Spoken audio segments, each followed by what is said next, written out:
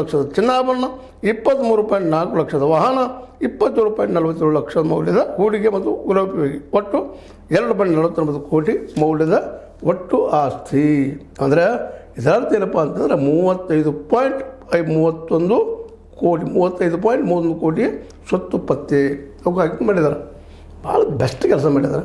ಆದರೆ ಇವರಿಗೆಲ್ಲ ಶಿಕ್ಷೆ ಆವಾಗಂತ ನಾವು ಎನ್ಮೇಲಿಂದ ಓದ್ತಾನೆ ಇರ್ತೀನಿ, ನೀವು ಕೇಳ್ತಾನೆ ಇರ್ತೀರಿ, ರಿಪೋರ್ಟ್ ಬೈದಿದ್ದೀನಿ ಹೇಳ್ತಾ ಇರ್ತೀವಿ. ಆದರೆ ಇಲ್ಲಿವರೆಗೆ ಎಷ್ಟು ಜನರಿಗೆ ಇಲ್ಲಿವರೆಗೆ ಆದಂಥ ಎಷ್ಟು ಜನ ಲೋಕಾಯುಕ್ತ ದಾಳಿ ಸಿಲುಕಿದವ್ರಿಗೆ ಶಿಕ್ಷೆ ಆಗಿದೆ ಕೋರ್ಟ್ನಿಂದ.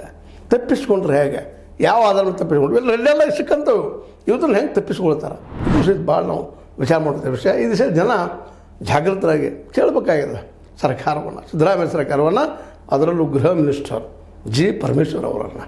ಯಾಕಂದರೆ ಇವರಿಬ್ಬರು ಜವಾಬ್ದಾರರು ಅದಕ್ಕೆ ಮುಖ್ಯವಾಗಿ.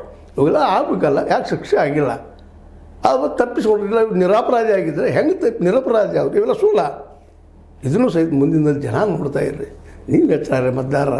ಯಾಕಂದ್ರೆ ಇಂಥವ್ರು ನಿಮಗೆ ಎಂದೂ ಒಳ್ಳೆ ಆಡಳಿತಕೊಳ್ಳಿಕ್ಕೆ ಸಾಧ್ಯ ಇಲ್ಲ, ನೆಮ್ಮದಿ ಬದುಕಂತೂ ಆಗ್ಲಿಕ್ಕೆ ಸಾಧ್ಯ ಇಲ್ಲ, ಇವ್ರು ಯಾರೂ ನಿಮಗೆ ಉದ್ಯೋಗ ಸೃಷ್ಟಿ ಮಾಡಿಸ್ಲಿಕ್ಕೂ ಸಾಧ್ಯ ಇಲ್ಲ ಅನ್ನೋ ಮಾತನ್ನು ಹೇಳ್ತಾ, ಮತ್ತೊಮ್ಮೆ ಲೋಕಾಯುಕ್ತ ನಮ್ಮ ಬಿ ಆರ್ ಪಾಟೀಲರ ಜೊತೆ ಒಬ್ಬ ಲೋಕಾಯುಕ್ತರು ಅವರು ಪೊಲೀಸ್ ಸಿಬ್ಬಂದಿಗೆ ಸಲ್ಯೂಟ್ ಹೇಳ್ತಾ, ಈ ಎಲ್ಲ ಎನ್ಕ್ವೈರಿ ಮಾಡಿ ಕೊಟ್ಟಂಥ ಈ ರಿಪೋರ್ಟ್ಗಳ ಮೇಲೆ ಸರ್ಕಾರ ಏನು ಕ್ರಮ ತೆಗೆದುಕೊಳ್ತದೆ, ಎಷ್ಟು ಜನ ಶಿಕ್ಷೆ ಕೊಡಿಸ್ತದೆ, ಅಥವಾ ಇದರಿಂದ ಎಷ್ಟು ಜನ ತಪ್ಪಿಸ್ಕೊಳ್ತಾರೆ ಅನ್ನೋ ಸಹಿತ ನಾವು ಕನೆಕ್ಟ್ ನೋಡ್ತಾ ಇರ್ತೀವಿ, ಜನ ನೋಡ್ತಾ ಇದ್ದಾರೆ ಅನ್ನೋ ಮಾತನ್ನು ಹೇಳ್ತಾ, ಇದು ನಿಮ್ಮ ಲೈಕ್ ಆಗಿರ್ಬೋದು, ಲೈಕ್ ಮಾಡಿ, ಶೇರ್ ಮಾಡಿ, ಕಾಮೆಂಟ್ ಮಾಡಿ, ಜೊತೆ ಸಬ್ಸ್ಕ್ರೈಬ್ ಮಾಡಿ. 16 ನ್ಯೂಸ್ ಅರ್ಥಾತ್ ಹೇ ಸೀತಾರಾಮನ್ ಸತ್ಯದ ಕೈಗಳಲ್ಲಿ ವಂದನೆಗಳು.